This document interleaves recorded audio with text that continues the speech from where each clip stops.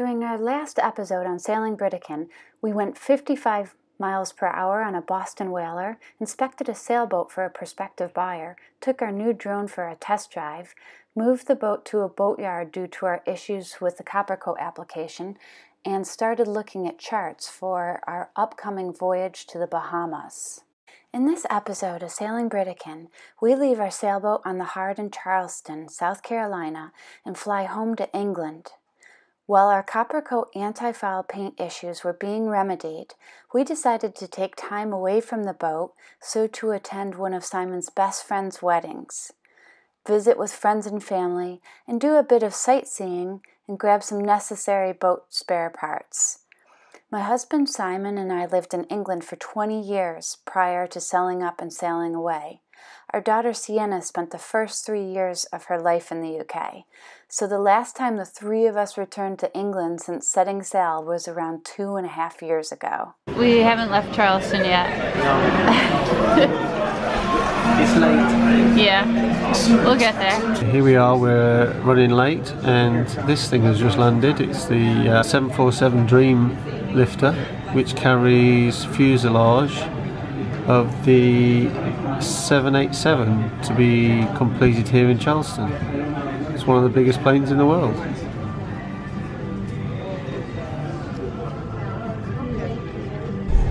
Finally, it's time to go. Sienna was too young to remember the last time she flew, so she was a little bit apprehensive about flying.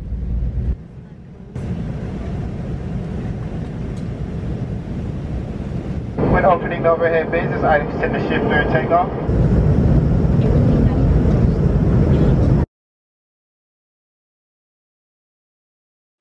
We made it to London. First stop was to drive down to the south coast to see Simon's dad.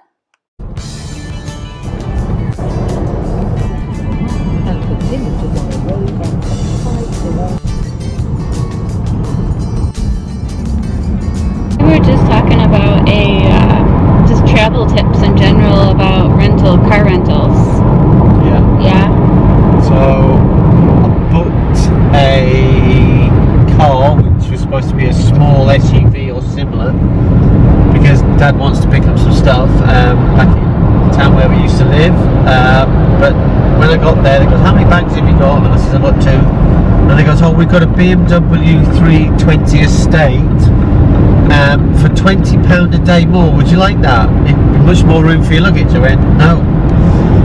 So he puts that key away, brings out another key. I've got a normal BMW 3 Series for £10 a day. Do you want that? I went, "No." I said, "I don't want it." I said, "Just want the basic car. I'm quite happy with it." He went, "Oh, okay, you can have the BMW." So we got a BMW instead of paying £10 extra a day. Yeah, what about the Oh yeah, then he was talking about the sat nav, and he goes, you've sort of like saying you've got sat nav, but it's not very good. Do you want to hire our sat nav? And how much was that a day? I don't know. He didn't say. I just said no. Okay. And then it was all trying to get me to buy the insurance, and I said no. I'll just pay the excess. Yeah, that's one thing we do is we never pay for insurance, and we rent cars quite often, and the amount of money we have saved. So if we ever do have to pay out the $2,000, It's only $1,000. Even if we do have to pay out the $1,000 £1,000 excess, we have saved that 10 times over by not paying for the insurance. So I'm not suggesting that everybody does that, but it's just what we do.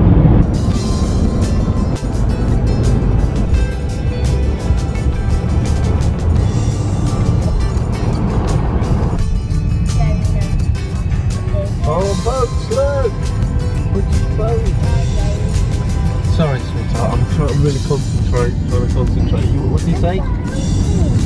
Yeah. What were you saying, sweetheart?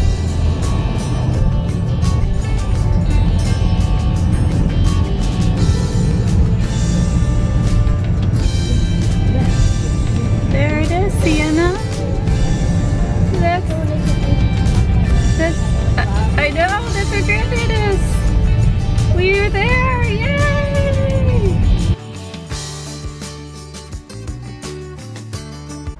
The last time we saw Keith was only 3 months ago, so it hadn't been too long since we saw him. But Sienna loves her granddad. And here's the most amazing view from Keith's flat. This is Portsmouth Harbor, and you're looking from Gosport over to the city of Portsmouth. Gosport, we just got into Gosport, just at my dad's. So I'm just sitting in our, I can't say it's our old room. Before we moved onto the boat, we spent about 4 months in this apartment here in the south coast of England. But everything from our old house, not everything, in fact very little from our old house is in this room. So I've got my jewelry, I've got some, you know, important pictures, I've got all my coats.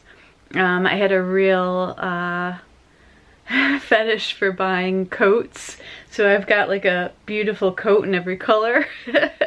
Can't use that on a boat.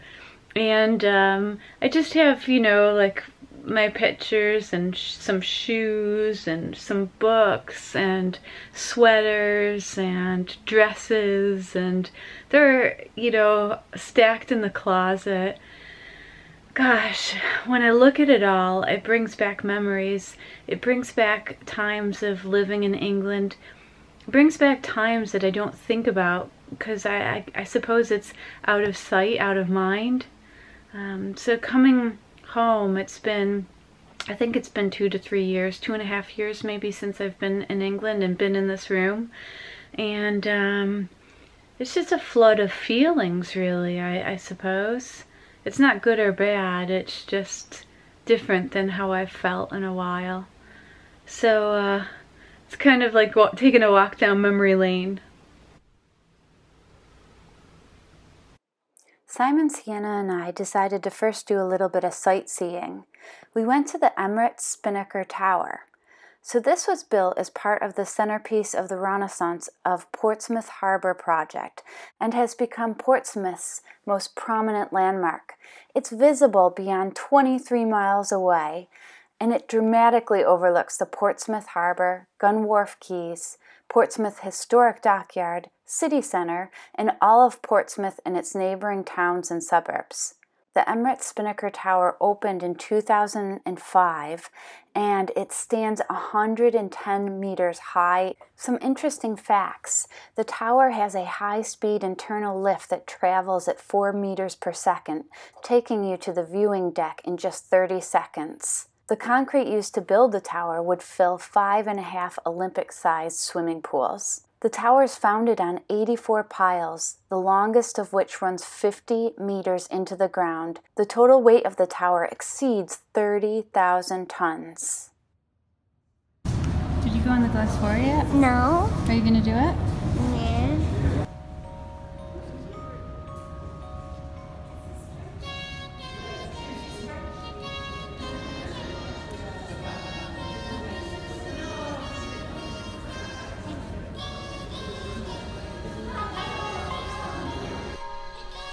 It took a little bit of coaxing, but it wasn't long before Sienna became a seasoned glass floor walker.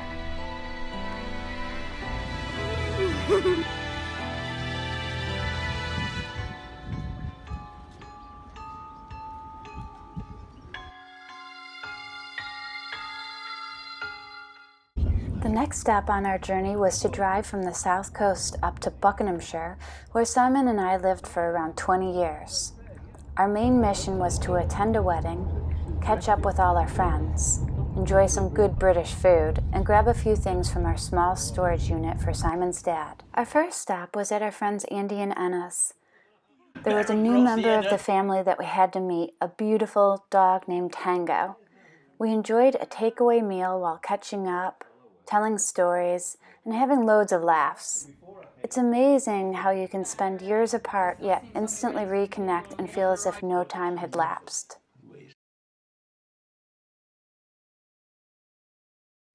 So are you ready to give the speech today? Yeah, I think so. Yeah? Yeah. You practiced enough? Probably not. Get over a little bit this way. So Sienna, how come you're all dressed up? Sienna, look at you. And let's see. Do a little spin. And let me see your shoes. Oh, even the shoes are sparkly. How does it feel? Yeah. Yeah, are you excited? Time. Oh, hello. You look different. Yes. It was a rough night last night. We got Draculina here. So, Kim, how's it going? Yeah, okay. Can we have a look? Have fun. Half on.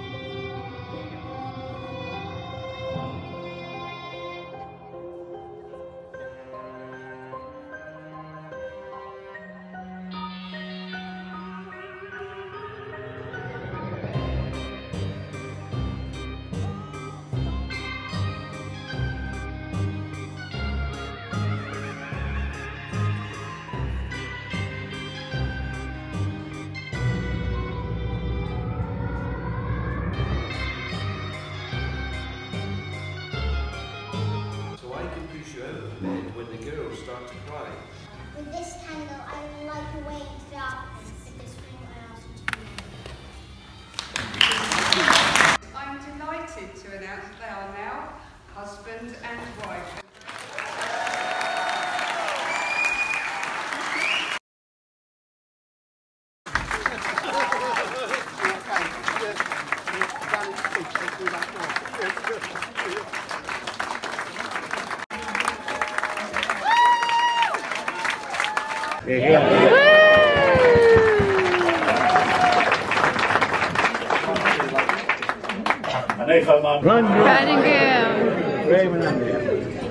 Hello everybody, it's nice to see you all here today, looking absolutely fabulous. To my gorgeous, wonderful, lovely, understanding, caring, are you sure you're up for this? To my gorgeous wife, and you. Right, my name is Simon, or Brownie. I've known Alexi probably longer than anyone else other than his family. I'd like to raise glasses and a toast.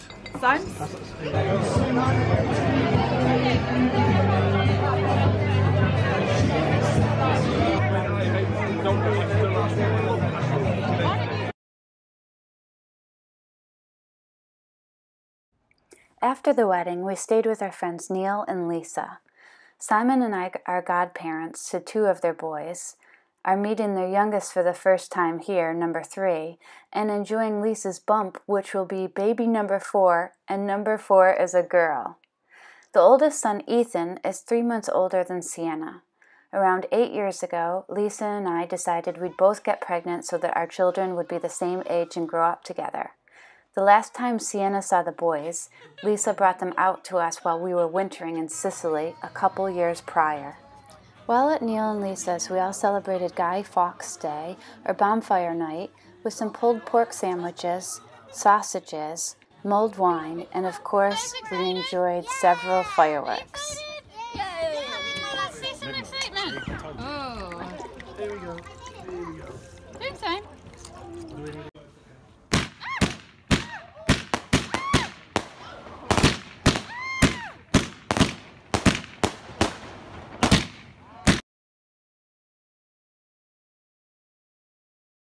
Additionally, Simon and I had our favorite Costa coffee every day. We had a lovely meet and greet with some of our blog readers, YouTube subscribers, and then we systematically opened every single box in our storage unit, failing to find what we were looking for. Is it in there? No.